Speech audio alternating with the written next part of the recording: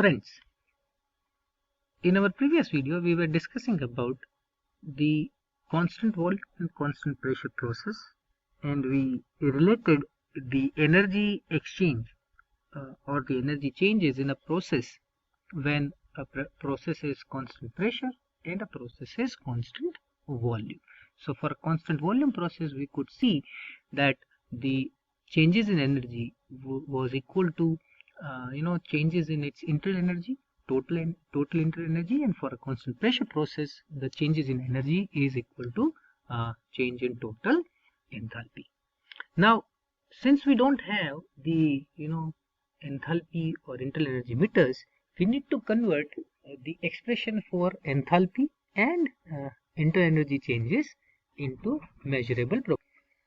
So in this session, we are going to see how can we relate enthalpy and internal energy to measurable properties like temperature and indirect measurable properties like heat capacity.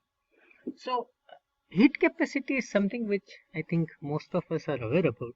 It is something which it is the amount of energy which we supply for the increase in the amount of temperature by 1 degree. So every particular fluid has different heat capacity. So let us take first the example. So if we look at the classical definitions for heat capacity at constant volume and heat capacity at constant pressure, we can derive some mathematical equation. So for a heat capacity at a constant volume, we can define that as this. So that is termed as CV, and that changes that is equal to change in the internal energy with respect to change in temperature at a constant volume. So this is heat capacity at a constant volume. Now if we integrate this equation, right, at a constant volume process for a definite change, we get this, right? What we have is that you get delta U, which is nothing but the change in internal energy integrated between the process which is changing from temperature level T1 to T2 into CV dt. So this gives you the changes in internal energy, and we know that for a constant volume process Q is du. So you can find out the value of heat exchange for a constant volume process. I'll come back to this later, right? So for a mechanical reversible process at a constant volume, we have Q, which is equal to N du, which can be written as N CV dt, because du or delta U can be written as this. Now let us try to read these two lines.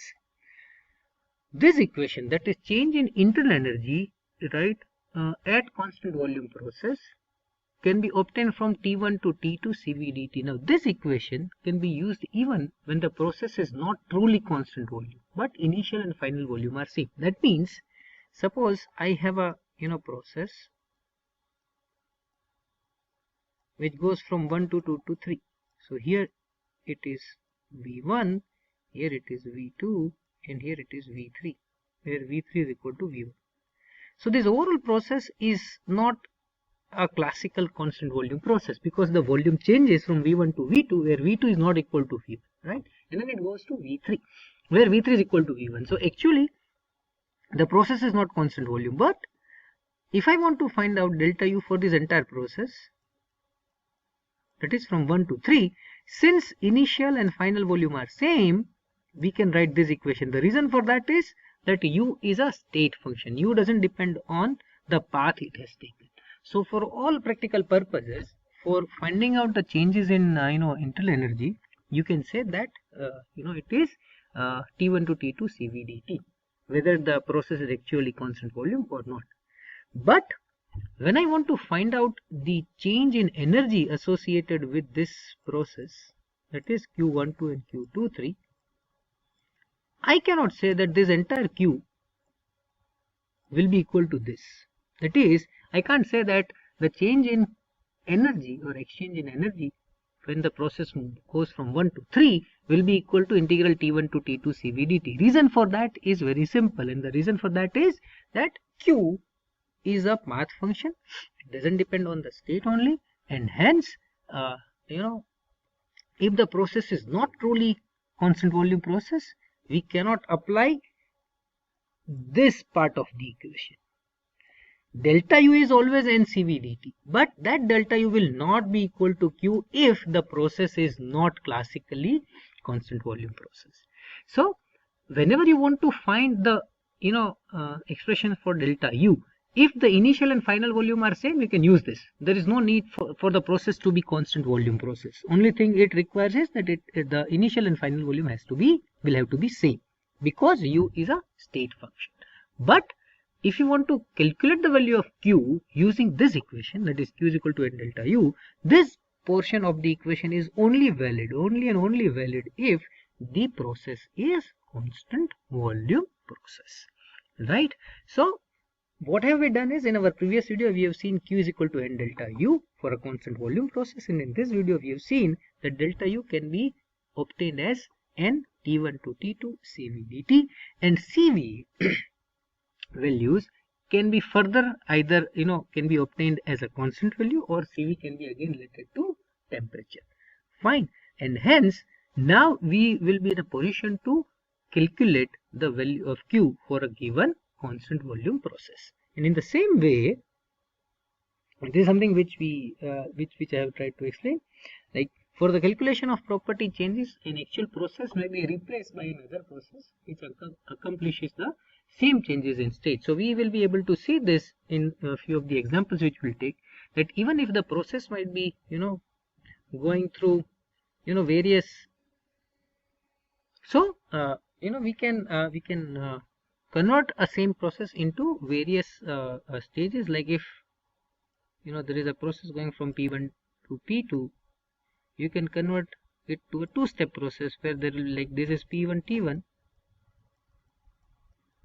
and this is P2 T2. So you can construct this as a constant pressure process and then constant temperature process. Likewise, if I have equations for constant pressure process, I can apply it there. For equation for constant temperature, I can apply in the second stage, and then we can sum it out. I think that it will be clear as we proceed further, and we'll discuss some of the problems. Moving on, we have got heat capacity at constant pressure, which is a classical heat capacity which might have been discussed with you in more number of times, with which you might be more comfortable, or more which you can understand in a better way. It is changes in enthalpy with respect to temperature at constant pressure. That means the amount of enthalpy needed to raise the temperature of any particular fluid by 1 degree is nothing but the heat capacity, and that is given in mathematical term as this. When I integrate this in the similar line to constant volume process, I get this, and then I get this. So this is delta H T1 to T2 Cp delta T, and just like in previous case, like this can be correlated with mechanical reversible process, that the amount of enthalpy for a mechanically reversible constant pressure process is given by N delta H, and delta H is nothing but T1 to T2 Cp delta T. So let us try and see one problem statement where I'll not be solving this problem here. I'll just try to give you idea how to develop the base for that particular problem statement. So say I have air which is available to me at 1 bar and 298.5 Kelvin, that is 25 degrees Celsius, and this air is to be compressed to 5 bar and 298.15 Kelvin by two different mechanically reversible processes. So basically what I am doing is I am increasing the pressure of air from 1 bar to 5 bar, right? Initial and final temperature are same, you can just see that, right? It doesn't mean that the process needs to be an isothermal process, right? Let us try and see how we are achieving the target of increasing pressure from 1 bar to 5 bar. So there are two different processes. The first process is cooling the gas at constant pressure followed by heating at constant volume. So this is what I was talking when I have referred to this, that for the calculation of property changes, an actual process may be replaced by another process. So the actual process is this, right? However, here the actual process only takes place in this form. So cooling at a constant pressure, right? And then it is followed by heating at a constant volume. And the other process is heating at constant volume followed by cooling at a constant pressure. So in both the cases, right, in both the cases, my initial and final conditions are 1 bar 298 and 5 bar 298.15. What are we supposed to do? Calculate heat and work requirements, that is Q and W, delta U and delta H for air for each path. That is for path A and path B, and within path A for every subpath, right? The following heat capacities for air may be assumed to be independent of temperature. Why we are mentioning that it can be assumed to be independent of temperature is because of this reason. This is inside the integral term. So if this is constant, I can take it outside this term. Same way for CV, right? If CV is constant, I can take it outside integral. So that is something which is already assumed, and that is why you have to read the problem statement very clearly. So these are the values which are given. Assume also for air that PV upon T is a constant regardless of the changes it undergoes. So whatever amount the temperature pressure it is having, PV upon T is constant. At 298.15 and 1 bar, the molar volume of air is given, which if not given, and if it is said that is an ideal case, you should be in a position to find out that by RT by P. See, the unit of the volume, it is per mole. That means the number of moles are not required here. You will be finding out specific values. So let us see what is to be done. So this is what is given to you. P1, V1 and T1 is given 1 bar 298 and 0.02479 meter cube per mole. In fact, I should have written that, right? The first step in any such problem is to define states for every path. So let's say path A. So path A, first is constant pressure process followed by constant volume process. So since it is a constant pressure process, this pressure and this pressure is going to be same, and since it is a constant volume process, this volume and this volume are going to be same. That is what is given to us, right? It is given in the problem statement. Okay, so your first job is to get the values of P, V and T for all the three states, right? So here it is given constant pressure, so this is 1 bar. Now it is given that P1 V1 upon T1 is equal to P2 V2 upon T2 equal to P3 V3 upon T3. So do it for the second stage because this is known to me. In second stage, P2 and P2 is 1, P3 is known, so this is 1, this is 5. It is said that V2 is equal to V3, so I can get rid of this. This temperature is final temperature which is known to me. This will give me the value of T2. So once I know the value of P3, T3, P2, T2, I can again use this equation to calculate the value of V2 and in turn V3. So now I have got all the values P1, V1, T1, P2, V2, T2, P3, V3, T3. And once I know the values, what I have to do is I just have to use the actual value. Delta U is CV delta T, right? Delta H is CP delta T, and I have to use du is equal to dq plus w. W is